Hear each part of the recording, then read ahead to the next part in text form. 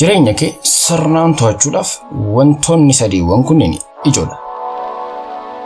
Jireenya akkuma galaanaa to'annoo keenyaatiin ala waan ta'e deddeebi'ee ni jijjiirama. Guyyaa tokko tasgabbaa ta'uu danda'a. Guyyaa biraa immoo obomboleettii hammaatuutiin sirratti kufuu danda'a. Marri kun gaafa ta'u namoonni baay'een isaanii ni rifatu. Wanti hubachuu qabdu dhaha galaanaa komachuun abaaruun maaliif kun ta'e jecha wantoonni akkasiif salphataniif yoo barbaadde tasumaan danda'amu. Hiriyyaan koo tokko akkas jedha. Namni doonii oofuu sirriitti beeku, karaa isaa beeku, kaartaa isaa beeku obomboleettii wajjin wal falmuutiin hin gubuu naan jedha ture. Wanti hubachuu qabdan namni beekumsa qabu galaanan komatu jedhumi. Kana jechuun waan to'achuu dandeessu irratti qofa xiyyeeffachaa jechuudha. Sammuun kee galaana sana keessa gargaarsa eeggachaa jira. Kanaaf galaana keessa akkamitti deemuu akka dandeessu irratti xiyyeeffachuu qabdaadha.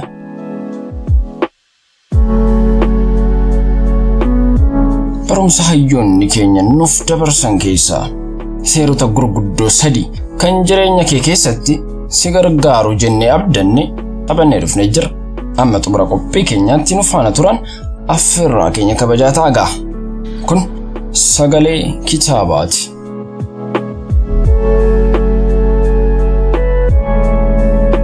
Mare kabajamtoota keenya barnoota hayyoonni keenya barsiisan keessa seerri guddaa jireenya kee jijjiiruu danda'u jennee abdannu inni tokkoffaan ilaalcha kee to'achuudha. Controlling your perception isa jennu sana jechuudha. Rakkoon hamaa naqunnameera jechuu obomboleetticha sana miti. Karaa obomboleettii sana itti ilaaltedha. Kun immoo ilaalcha kee jechuudha. Kana booda jiru maaliin qabu? Maal dhumateera? Jecha moo karaa itti rakkoo keetiif furmaata barbaaddu ilaalta. Mare wanti hubachuu qabdu rakkoon keenya inni guddaan rakkoo osoo hin taane ilaalchi keenya ta'uu isaa ni hubatta, ni qalbeeffatta. Wanti baay'ee nama ajaa'ibu rakkoon keenya baay'een isaa reality haqa irraa kan madde osoo hin taane hiikoo nuti wantoota sanaatiif kenninu irraa. Wantoonni kunneen sodaa, yaaddoo, abdii kutuu yookiin aarii ta'uu danda'u. Marre kunneen filannoo keeti. Filannoo ofuma keetii filatte jechuudha. Kanaaf wanti sirriitti beekuu qabdu sammuu kee wantoota akkasii kanneen maalummaa isaaniitiin ilaaluu barsiisi. Irraan deebi'a. Sammuu kee wantoota na rakkisaniiru kun jiruu kootti rakkoodha jettu san maalummaa isaa realitii isaa ilaaluu of barsiisi. Sammuu kee barsiisi. Midhaa wanti sun sirra geessu caalaa guddistee hin ilaalin. Namni kamuu galaana keessatti yoo kufe rifachuu danda'a. Garuu beekaan hin rifatu jedhumi. Akkamitti of baraaruu, akkamitti rakkoo sana keessaa bahuu akka qabu irratti xiyyeeffata. Wanti guddaa ilaalcha keenya control gochuu to'achuu irraa kan baran miirota keenya to'achuudha. Rakkoon jijjiiramuu dhabuu danda'a. Haala yookiin ilaalcha ati rakkoo sanaaf qabdu yoo jijjiirte sirriitti qalbeeffattanii yoo ta'e sodaan, yaaddoon, abdii kutuun miira irraa kan maddudha.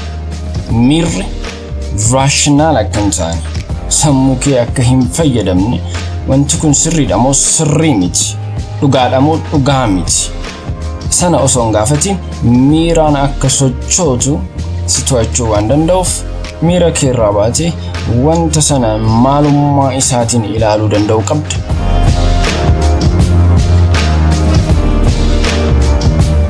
barnoota hayyoonni keenya nu barsiisan keessaa kan jireenya keenya jijjiiruu danda'u jennee qabannee inni lammaffaan gocha kee sirnaan gaggeessuudha. Galaan hammaachaa dhufuu isaa yommuu argitu furmaanni kee inni guddaan akkamittiin doonii kana to'achuu danda'a itti yaadda. Gadda keessa galuun kee yookaan immoo maaliif kun uumame? Sa'a kanatti kun ta'uu qabu ture bara. Kana jechuun kee bu'aa tokkoyyuu siif hin qabu. Wanta to'annoo keetiin ala jiran maaliif kun ta'e jettee komachuun kee faayidaa tokko illee hin qabu. Barri maaltu faayidaa siif qabaani? Gaaffii of gaafachuu qabdudha. Ilaa wanta kana sirriitti qalbeeffadhu. Gadi bu'ii ilaali. Wanta to'achuu dandeessuu fi wanta humna keetiin furamuu danda'u qofa murannoo sirrii fi tarkaanfii sirrii ta'eetiin furi. Gochi kee kanarraa jalqaba. Gochi kee gadi dhaabbachuu kee ibsa. Maarree kabajamtoota daawwattoota keenya. Hayyoonni keenya jireenya kee jijjiiruudhaaf wanti gochuu qabdu jedhanii nuuf kaan keessaa inni sadaffaani wanna to'annaa kee keessa hin jirre fudhadhu. Accept godhi. Dambalii takka wajjin wal falmuun tasumaa waan hin danda'amne. Beekaan doonii sana oofu sun wanta ta'uun isaa hin oolle tokko hambisuudhaaf yeroo fi humna isaa hin gubu. Inumaa haala haaraa sana fudhata. Wanta uumamaa jiru sana accept godha. Wal barata. Achis jiruu irra jiru tottolfatee gara fuulduraatti deemuu isaatti itti fufa. I know life ain't fair.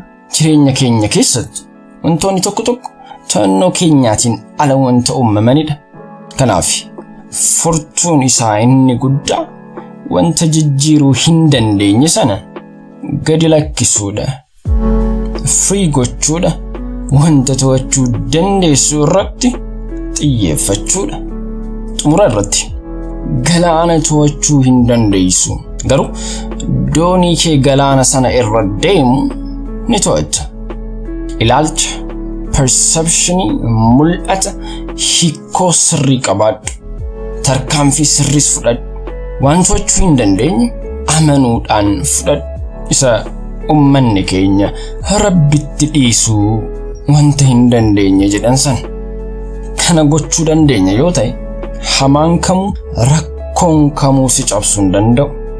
Wanta ulfaataadha jettu tokko isa fudhachuun akka hin cabne si godha. Marre jabaadhu. Sammuu kee tasgabbeessi. Imalli kees itti fufuun jedha. Qopheen har'a isiniif qabannee dhiyaanne kana fakkaata. Ani Fu'aad Awwal. Kunis sagalee kitaabaati. Like, share, subscribe gochuu keessan tasuma akka hin daganne horaa bulaa isin jaalanna.